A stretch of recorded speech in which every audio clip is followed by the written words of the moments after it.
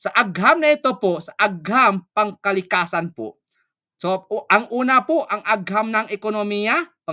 Tungo tayo sa pangalawa, sa agham ng pangkalikasan. Ito ay example natin at aplikasyon natin sa buhay ngayon. Buhay natin ngayon, no? At sa agham pangkalikasan po, natapos na tayo sa agham pang-ekonomiya, punta tayo sa agham pangkalikasan.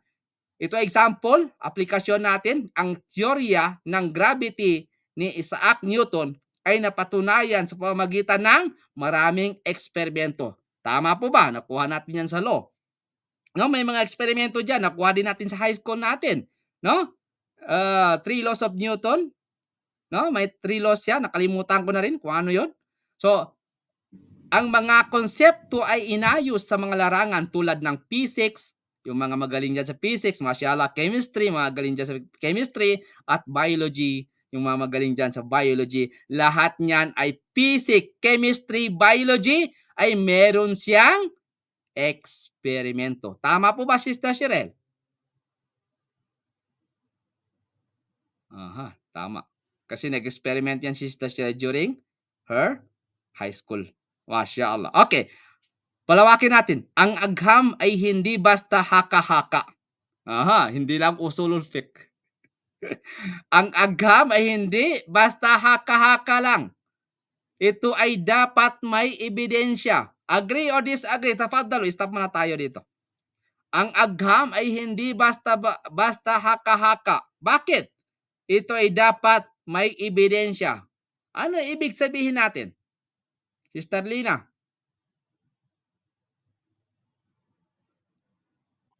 Hello, gets ba yung pinag-usapan natin? Tafadhalo. Or mabilis? Okay, Sister Laila. So, hindi siya kumbaga haka-haka, Dok, kasi of course by science nature meron siya talagang kumbaga explanation on some natural occurrences.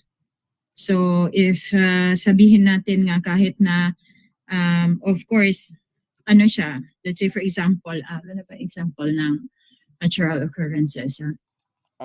Give me an example. One example only.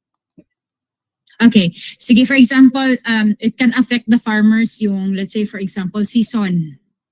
So, may season na maganda yung kita ng ani, may season din na hindi maganda yung kita ng ani because the reason for that is, let's say, for example, yung observe ko lang based on agriculture, kapag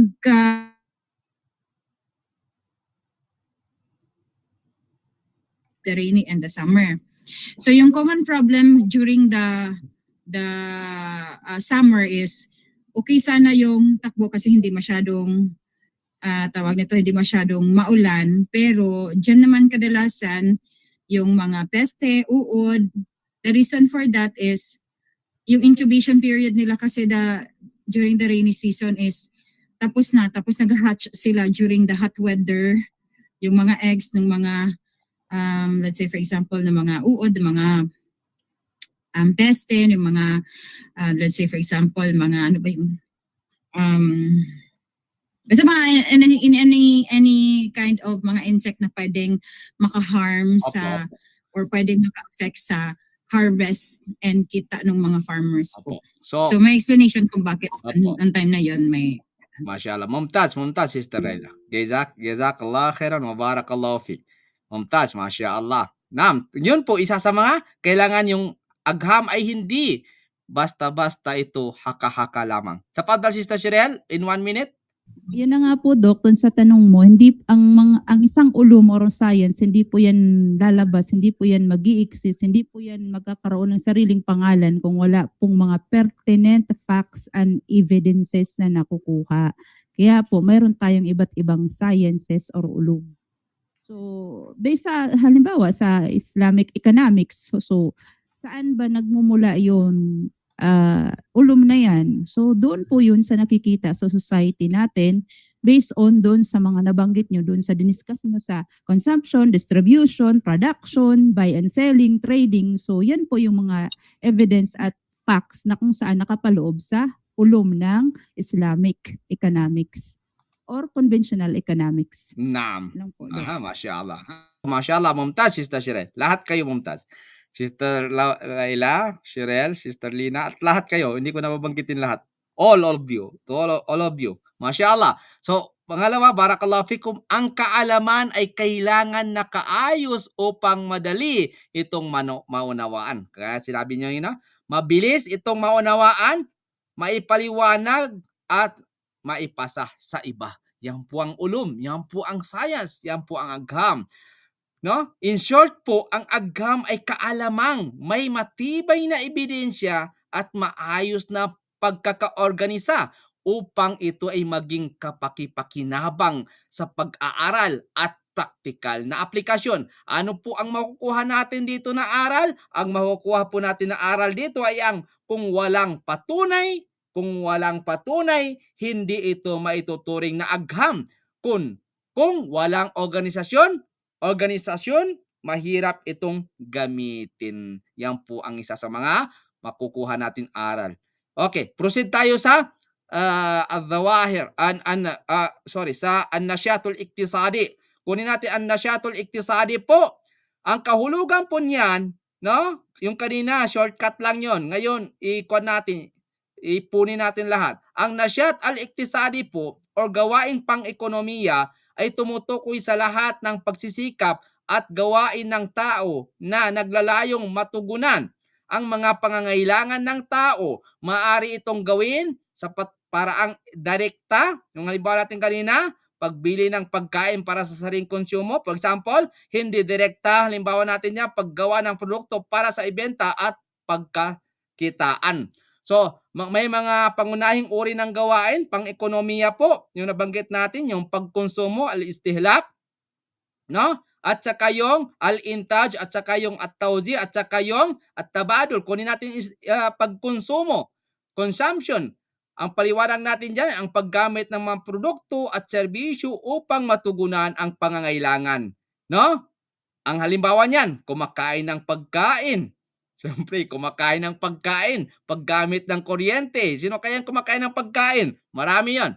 Tao at saka hindi tao. Pagsusuot ng damit. No? Aplikasyon natin dyan, kapag bumibili ka ng bigas sa palengke, no? Hindi 20 pesos. Walang 20 pesos dito nalagay. Kapag bumibili ka ng bigas sa palengke at niluluto ito para sa pamilya, gumagawa ka ng ano? Anong activity ang ginawa mo dito? Dito na yung question natin. Dito natin makikita kung nakuha ninyo yung apat na economics. Okay.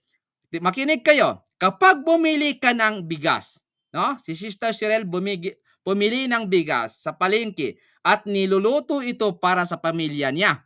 So, anong ginawa na? Anong nagawa niya? Gumawa siya ng consumption, production, pamamahagi at palitan? O saan doon sa apat na yon? Tafaddalu.